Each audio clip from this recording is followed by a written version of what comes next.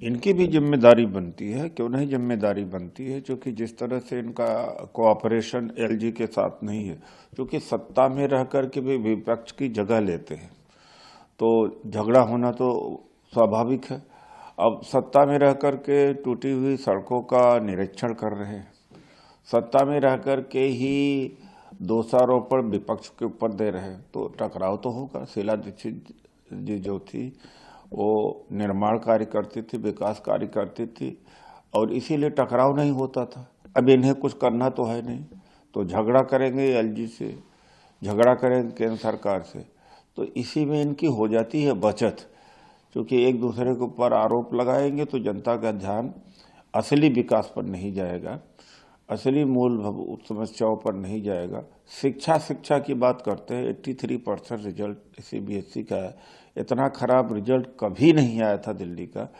हर क्षेत्र में सत्यानाश कर रखा, लेकिन हर क्षेत्र की बात लंबी चौड़ी करना, जैसे मोदी जी और इन दोनों में समानता है। इनकी भी जिम्मेदारी बनती है, क्यों नहीं जिम्मेदारी बनती है, क्योंकि जिस तरह से इनका कोऑपरेशन एलजी के साथ नहीं है, क्योंकि सत्ता में रह कर के भी विपक्ष की जगह लेते हैं, तो झगड़ा होना तो स्वाभाविक है। अब सत्ता में रह कर के टूटी हुई सड़कों का निरीक्षण कर रहे हैं, सत्ता में रह कर के ही दोषारोपण विपक्ष के ऊपर दे रहे हैं, तो टकराव तो होगा। शीला दीक्षित जी जो थी वो निर्माण कार्य करती थी, विकास कार्य करती थी, और इसीलिए टकराव नहीं होता था। अब इन्हें कुछ करना तो है नहीं, तो झगड़ा करेंगे एलजी से, झगड़ा करेंगे केंद्र सरकार से, तो इसी में इनकी हो जाती है बचत। क्योंकि एक दूसरे के ऊपर आरोप लगाएंगे तो जनता का ध्यान असली विकास पर नहीं जाएगा, असली मूलभूत समस्याओं पर नहीं जाएगा। शिक्षा की बात करते हैं, 83% रिजल्ट सीबीएसई का है। इतना खराब रिजल्ट कभी नहीं आया था दिल्ली का।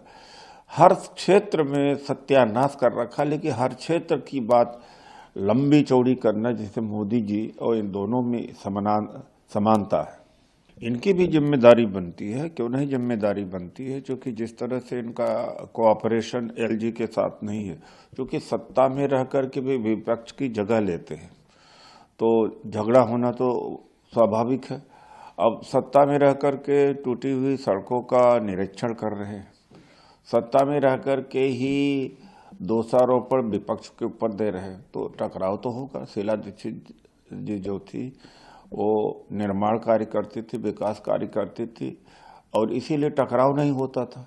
अब इन्हें कुछ करना तो है नहीं, तो झगड़ा करेंगे एलजी से, झगड़ा करेंगे केंद्र सरकार से, तो इसी में इनकी हो जाती है बचत। क्योंकि एक दूसरे के ऊपर आरोप लगाएंगे तो जनता का ध्यान असली विकास पर नहीं जाएगा, असली मूलभूत समस्याओं पर नहीं जाएगा।